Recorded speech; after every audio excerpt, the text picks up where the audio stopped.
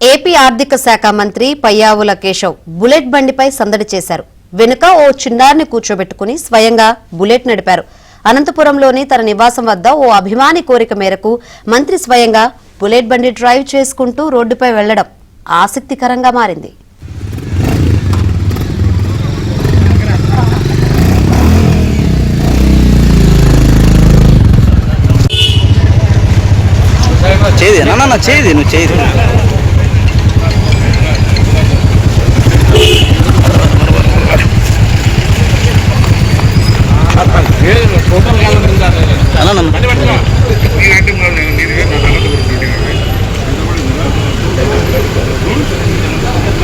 స్వయంగా బుల్లెట్ బండి డ్రైవ్ చేసుకుంటూ రోడ్డుపై వెళ్లడం ఆసక్తికరంగా మారింది.